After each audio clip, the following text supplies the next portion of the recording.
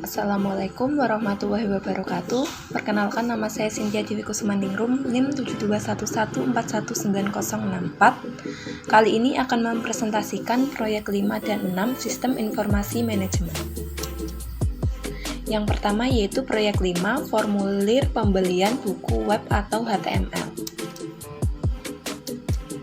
Berikut adalah contoh pembuatan formulir untuk membeli buku mata kuliah Sistem Informasi. Formulir halaman web yang telah selesai ditujukan oleh gambar di samping. Formulir ini mewakili 5 teknik yang paling umum untuk mencatat informasi dari situs web. Yang pertama yaitu file text, yang kedua menu drop down, yang ketiga teknik tombol radio, yang keempat kotak cek, dan yang terakhir adalah kotak teks. Masing-masing teknik ini memiliki kelebihan masing-masing. Menu drop-down menawarkan jawaban yang saling eksklusif satu sama lain dengan tombol radio, tetapi memakan tempat yang lebih sedikit pada layar komputer. Menu drop-down lebih baik dibandingkan tombol radio jika terdapat lebih dari 50 pilihan. Sedangkan area akses memungkinkan beberapa baris ketikan, sedangkan file teks hanya memungkinkan satu baris saja. Bagian-bagian formulir contoh. Yang pertama, formulir ini dimulai seperti pada proyek 3. Perbedaan yang paling signifikan adalah pada baris 6 dan 50 dari kode HTML yang digunakan untuk membuat formulir tersebut.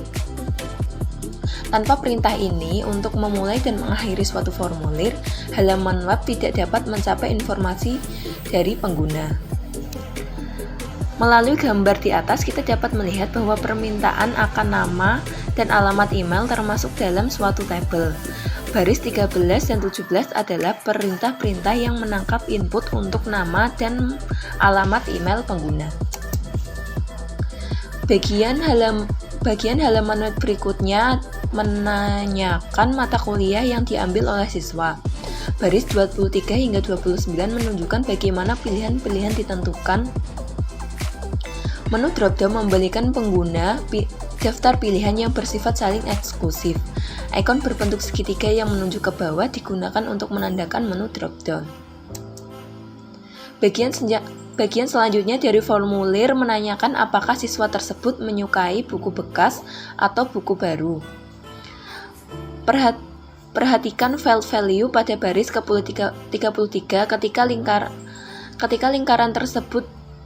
Sebelum kata used dipilih, formulir tersebut memberikan nilai U pada field prefer. Kata cracked pada baris 33 menyebabkan halaman web untuk memilih pilihan used dari awal. Ketika seorang pengguna dapat memilih lebih dari satu pilihan, kotak cek sebaiknya digunakan.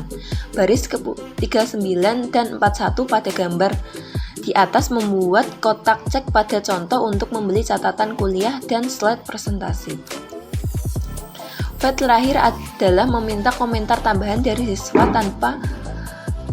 dengan perintah baris 43 hingga 45. Formulir mengasumsikan bahwa siswa mungkin membutuhkan lebih dari sebaris teks untuk menuliskan komentar. Dua jenis input khusus yang dibutuhkan untuk membuat browser web menindak informasi yang dikumpulkan formulir adalah submit dan reset. Perintah submit ditampilkan pada baris 49. Browser web akan melakukan tindakan yang ditentukan ketika tombol submit diketik.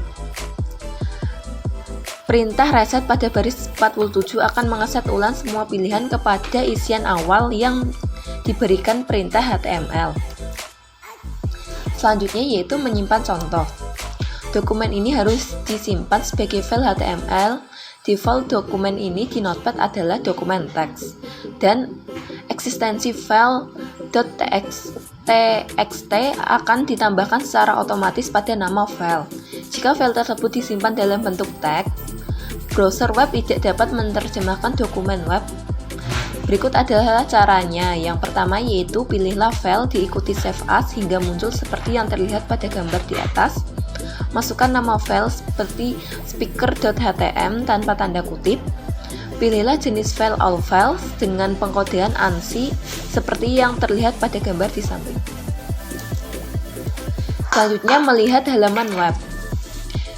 Yang pertama, caranya yaitu buka browser web dan pilih perintah file diikuti subperintah open, ketikkan nama file atau browse untuk menemukan file dan klik OK. Halaman web akan muncul pada browser. Selanjutnya yaitu proyek 6, dasar-dasar spreadsheet. Yang pertama, contoh. Berikut ini adalah contoh membuat sebuah faktur. Gambar 1 menampilkan lembar data invoice dan gambar 2 menampilkan lembar data diskon. Faktur ini berisikan 4 barang. Faktur ini berisikan 4 barang yaitu kursi, meja, lampu, dan bantal. Masing-masing barang memiliki harga unit dan sejumlah diskon yang ditampilkan berdasarkan harga masing-masing unit. Jumlah yang harus dibayar pembeli tergantung pada kapan pembeli tersebut membayar faktur.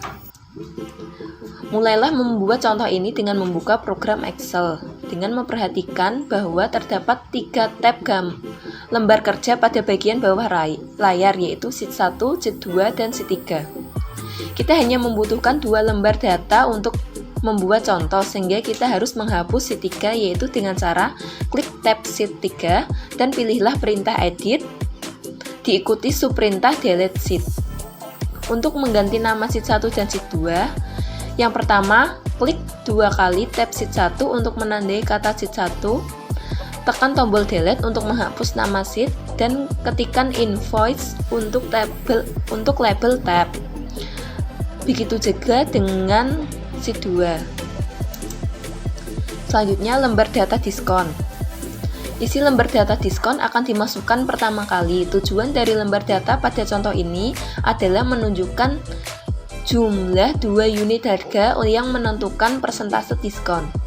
Kita harus memasukkan nilai-nilai dalam sel seperti yang ditujukan pada gambar. Formula yang digunakan pada gambar data invoice bergantung pada nilai-nilai pada sel-sel tertentu di lembar data diskon. Setelah mengetikkan nilai 50 dan 100 ke dalam sel A3 dan A4, tandailah sel-sel tersebut dan pilihlah perintah format diikuti subperintah sel. Maka akan muncul layar seperti gambar 2 untuk memilih format mata uang yang diinginkan.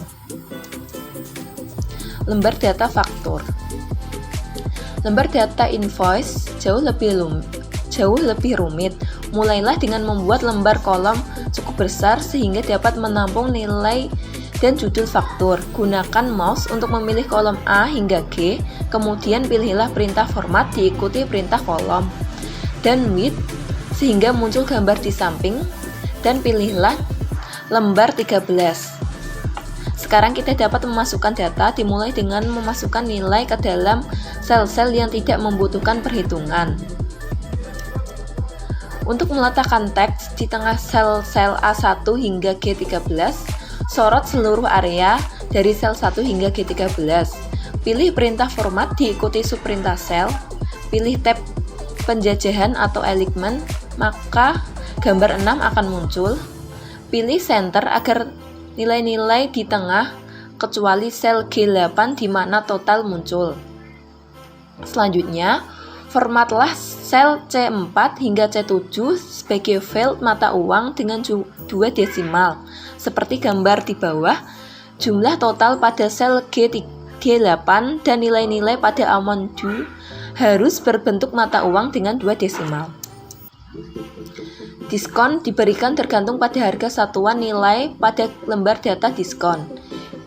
Ini adalah formula bersyarat yang haruskan pernyataan if untuk menghasilkan suatu nilai.